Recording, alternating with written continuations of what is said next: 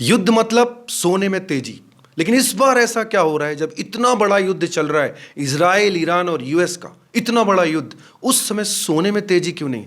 क्या पैटर्न बदल गया? एकदम सरप्राइज। आप भी तो सोच रहे होंगे ना, जब भी युद्ध होता है, अनसर्टनिटी आती है, तो हम क्या करते हैं? सोना खरीदते हैं। इन्वेस्टमेंट के लिए सोना सबसे सेफ हेवन है। इस बार ऐसा क्या हो गया कि युद्ध मतलब सोने में सबसे बड़ी गिरावट? ये तो बहुत ही सरप्राइजिंग और समझ में ना आने वाली बात है। इसलिए हमने आज का वीडियो बनाया है डिटेल में, क्योंकि सही रीजन पता होना चाहिए, पूरी इंफॉर्मेशन होना चाहिए कि भाई ये युद्ध मतलब जो सोने में तेजी थी, ये सोने में सबसे बड़ी गिरावट कैसे आ गई?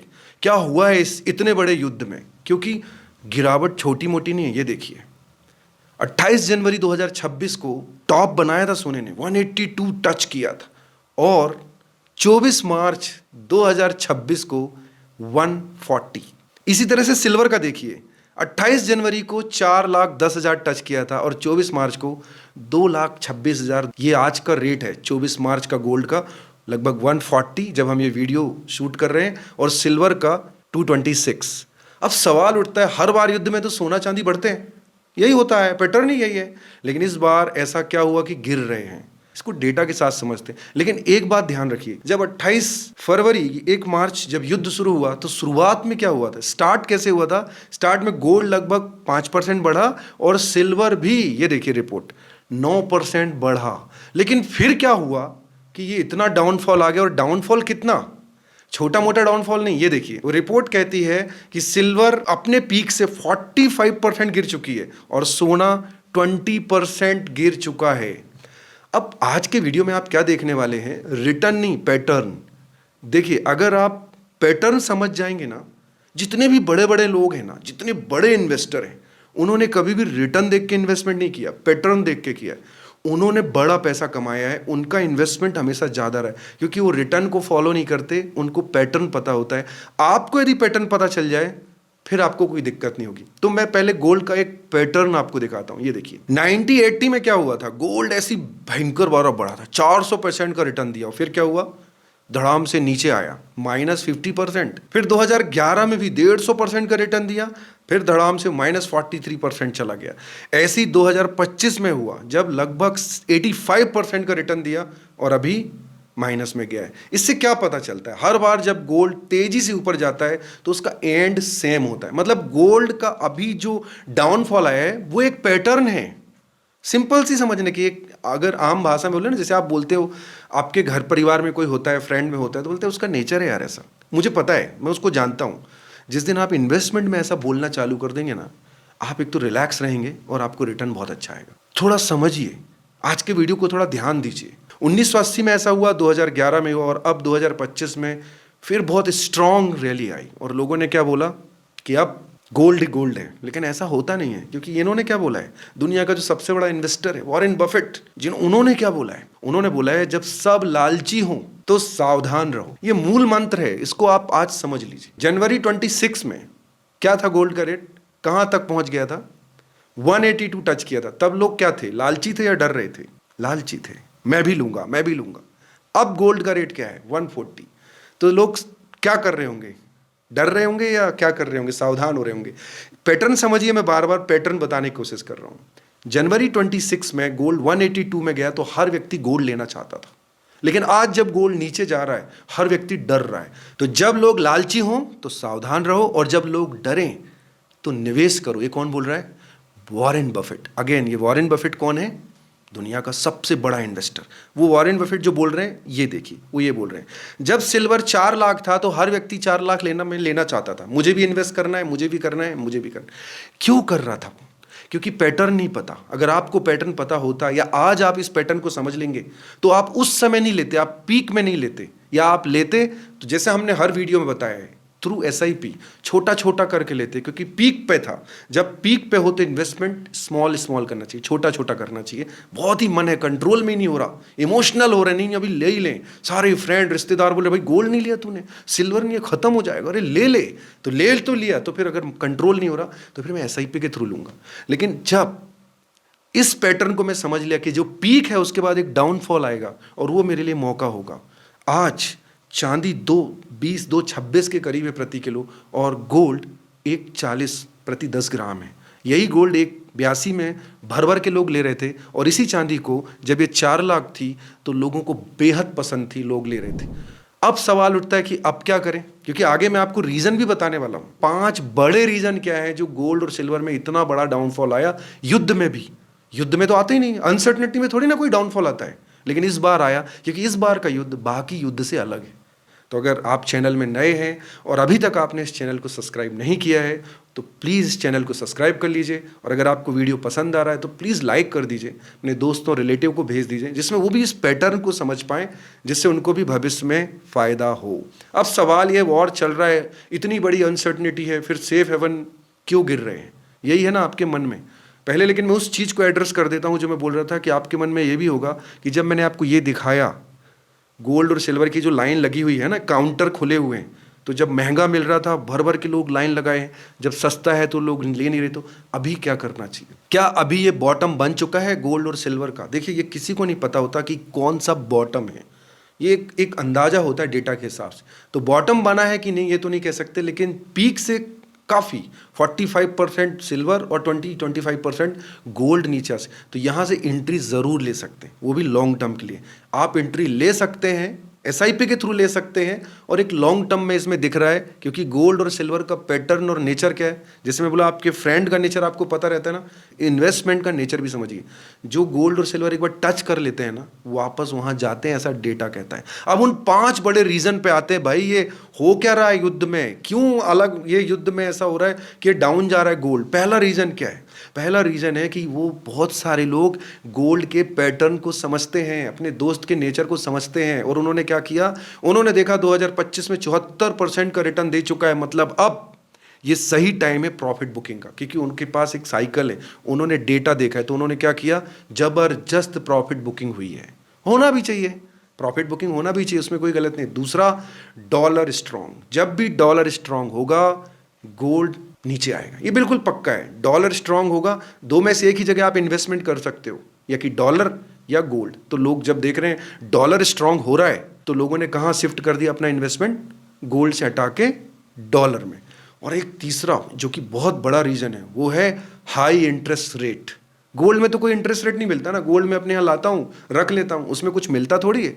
लेकिन अगर उसकी जगह अमेरिकी सेंट्रल बैंक यानी फेडरल रिजर्व के चेयरमैन जो कि जोरम पावल हैं, ने जंग के दौरान ब्याज दर 3.5 से 3.75% रखी है।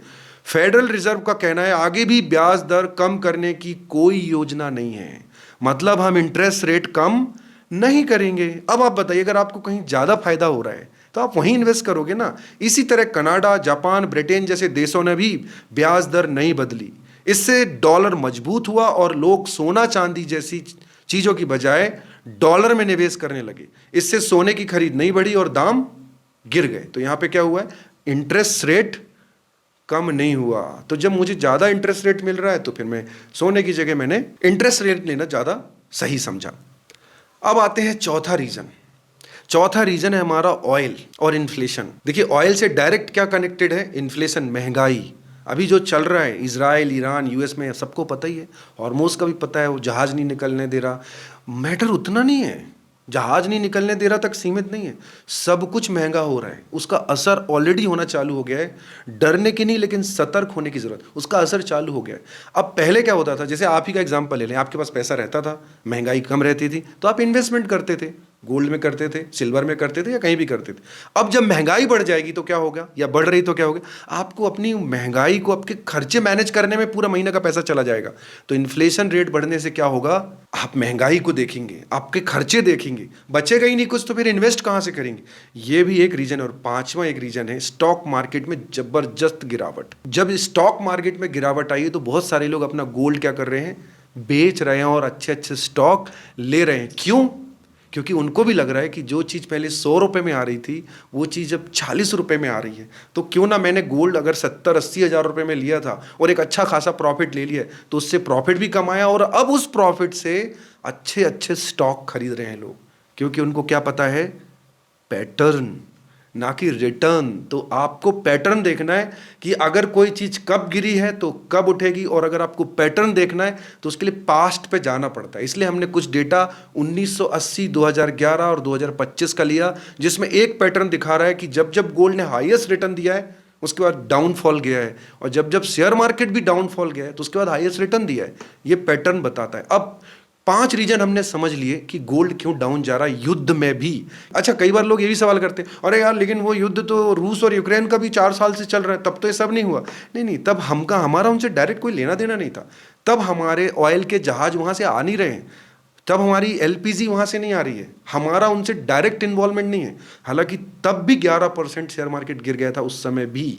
यहां पे क्या हो रहा है, सारी चीजें वहीं से डिपेंड है, स्पेशली ऑयल एंड एलपीजी। तो जब ये दोनों चीजें नहीं आएंगी तो महंगाई बढ़ेगी। इसलिए युद्ध अलग है, क्योंकि इससे हम सब कनेक्टेड हैं। एलपीजी तो आपके घर में भी आता है, पेट्रोल डीजल तो आपको भी चाहिए। इसलिए ये युद्ध उस युद्ध से अलग है। इसलिए इस युद्ध का आपके जीवन में, आपकी लाइफ में ज्यादा इंपैक्ट है। तो दोनों युद्ध अलग अलग थे। ये थोड़ा खतरनाक है क्योंकि हम सब भी इसमें जुड़े हुए हैं। तो गोल्ड का तो समझ में आ गया भाई 5 रीजन, लेकिन सिल्वर का क्या हुआ है? करेक्ट, सिल्वर का एक बहुत बड़ा रीजन है। पहला रीजन तो आप समझ लीजिए कि उसमें भी जबरदस्त प्रॉफिट बुकिंग हुई है। सिल्वर भी 4,10,000 तक चला गया था। लोग पैटर्न जानते थे कि ये हाईएस्ट पे है, जल्दी से प्रॉफिट बुक कर लो। जिनको पता था कि ये पैटर्न होता है उन्होंने बढ़िया प्रॉफिट बुक किया और अपना अपना पैसा निकाल लिया। और अब सिल्वर का क्या हुआ है? अब देखिए, सिल्वर पहले सिर्फ इन्वेस्टमेंट था, अब इन्वेस्टमेंट नहीं है। जो सिल्वर का यूज है हमने पहले भी बताया है, इलेक्ट्रॉनिक, सोलर, ईवी इंडस्ट्री, यानी डायरेक्ट इकोनॉमी से जुड़ा हुआ है। इससे क्या हो रहा है, सिल्वर का जो एक बड़ा हिस्सा है वो इंडस्ट्री यूज में जाता है। जब प्रोडक्शन स्लो होगा, जैसे भी मैंने बताया, जब ऑयल ही नहीं आएगा, मतलब डीजल पेट्रोल नहीं आएगा, प्रोडक्शन ही नहीं होगा, अब सोलर पैनल चाहिए ही नहीं होंगे, तो इसका भी एक डर है, इम्पैक्ट बहुत ज़्यादा आ सकता है। इसलिए सिल्वर भी ज़बरदस्त डाउन गया। लेकिन सिल्वर पहले से डाउन क्यों गया था? आपके मन में भी आएगा कि यार युद्ध से पहले ही इतना गिर चुका है। करेक्ट है ना? आप भी कहोगे हाँ, वो वाला जो गिरा था वो था प्रॉफिट बुकिंग। 4,10 से 2,80 तक आया था या 2.5 लाख तक आया था, वो था प्रॉफिट बुकिंग वाला पैटर्न। अब जो गिर रहा है वो युद्ध में, चूंकि डिमांड कम होने वाली है, इंडस्ट्रियल यूज होगा ही कैसे जब इंडस्ट्री चलेंगी नहीं, उस डर से सिल्वर भी डाउन होता चला जा रहा है। यह हमें समझने की जरूरत है। अभी जो गिरावट दिख रही है वो क्या है? क्या वो फाइनल है? अब सब खत्म है, ये गोल्ड और सिल्वर अब यहीं रहेंगे? नहीं, आंसर इज नो। फिर से पैटर्न पे जाना पड़ेगा। ये ओपिनियन बेस्ड नहीं हो सकता कि अब ऐसे बढ़ेगा, मैं क्या, कोई नहीं बता सकता। लेकिन पैटर्न देख के आप बता सकते हो। जैसे आप अपने फ्रेंड को बोलते हो मुझे पता है इसके बाद ये क्या करेगा, जिसको आप अच्छे से जानते हो। 80% टाइम तो वही रिएक्ट करता है, मे बी 20% डिफरेंट होता है, तो अपन 80% तो पकड़ के ही चलते हैं। तो सबसे इंपॉर्टेंट क्या है, वॉर सिर्फ हेडलाइंस बनाता है लेकिन मार्केट डेटा से चलता है। इसलिए इमोशनल नहीं, डाटा ड्रिवन इन्वेस्टमेंट होना चाहिए। और पैटर्न की भी हमें समझ होनी चाहिए। एक बार में नहीं आएगा, धीरे धीरे आएगा। अगर आप हमारे चैनल को फॉलो कर लेंगे तो हम आपको हर बार पैटर्न के बारे में ज़रूर बताएंगे। आपको अगर एक बार पैटर्न समझ में आ गया ना, फिर आप देखिए आप किस तरह से पोर्टफोलियो में भर भर के रिटर्न आता है। और फिर आप देखेंगे कि किस तरह से आपको वो वाला टेंशन नहीं रहेगा जो बाकी लोगों का होता है। अरे गिर गया, मेरा क्या होगा, अब इसका क्या होगा, मेरा तो अब जीरो हो जाएगा क्या, फिर पैसा जल्दी से निकाल लिया, जब रखना था तो निकाल लिया, जब निकालना था तो और डाल दिया, क्योंकि पैटर्न नहीं पता है। अभी अभी क्या करना चाहिए? अभी 182 से 140 है, चांदी 4,10,000 से 2,20,000 है। आप बताइए, आप सोचिएगा अभी क्या करना चाहिए। ये मैं आपके ऊपर, आप मुझे कमेंट में डाल के बताइए अभी क्या करना चाहिए। आपकी अंडरस्टैंडिंग क्या कहती है? हर बार हम बोलते हैं इमोशनल होकर डिसीजन नहीं लिए जाते। इमोशनल डिसीजन नहीं होता इन्वेस्टमेंट, पैटर्न होता है, डेटा ड्रिवन होता है। आप खुद डिसाइड कीजिए, आप खुद एनालिसिस कीजिए, किसी एक्सपर्ट की मदद कीजिए। और थोड़ा लॉन्ग टर्म, ये शॉर्ट टर्म में कुछ नहीं होता है। शॉर्ट टर्म में तो सट्टे में बड़ा आदमी बन सकता है आदमी, इन्वेस्टमेंट में हमेशा लॉन्ग टर्म रिटर्न आता है। चाहे पैटर्न भी देखेंगे तो पैटर्न का भी एक टेन्योर है, 10 साल 15 साल, ऐसे पैटर्न हर 1-2 महीने में बदलता नहीं है। तो देखिए, हमने आपको डिटेल में रीजन बताया कि क्यों इस बार गोल्ड और सिल्वर डाउन जा रहे हैं। स्पेशली गोल्ड बहुत डाउन क्यों जा रहा है, क्योंकि ये युद्ध बाकी युद्ध से बहुत अलग है। आपको याद होगा हमने एक और वीडियो बनाया था एसेट एलोकेशन को लेके, जिसमें हमने जब गोल्ड पीक पे था उस समय भी बताया था कि इन्वेस्टमेंट में एसेट एलोकेशन का कितना इंपॉर्टेंस है। और गोल्ड भी होना चाहिए, गोल्ड और सिल्वर भी होना चाहिए, ना कि गोल्ड और सिल्वर ही होना चाहिए। आप चाहें तो हमारा वो वीडियो देख सकते हैं, आपको और क्लियरिटी आएगी कि इन्वेस्टमेंट किस तरह करना चाहिए, एसेट एलोकेशन कैसा होना चाहिए। अब एक बात और मन में आती है कि यार अब गोल्ड और सिल्वर का क्या होने वाला है। देखिए, गोल्ड और सिल्वर का कुछ भी बुरा नहीं होने वाला है। गोल्ड और सिल्वर आगे वापस, हिस्ट्री भी बताती है कि वापस वो रिटर्न देंगे, लॉन्ग टर्म में रिटर्न देंगे। जिनको ये लगता था बस ये जल्दी बड़े आदमी बनने का जरिया है, तो ऐसा नहीं होता है। एक लॉन्ग टर्म अगर आप रुकते हैं तो ये इनफैक्ट सही टाइम है एंट्री लेने का। आप लमसम नहीं तो एसआईपी के थ्रू छोटा छोटा करके आप एंट्री ले सकते हैं। लॉन्ग टर्म में अच्छे रिटर्न आने की पूरी संभावना है, बट इन्वेस्टमेंट करने से पहले आप किसी एक्सपर्ट की मदद लें या खुद आप पूरी रिसर्च करें। अगर ये वीडियो आपको पसंद आए तो प्लीज़ इस चैनल को सब्सक्राइब करें और ये वीडियो अपने दोस्तों, रिश्तेदारों, परिवार सभी को भेजें, जिससे उनको भी रियल रीज़न पता चले कि गोल्ड क्यों इतना नीचे जा रहा है। Thank you.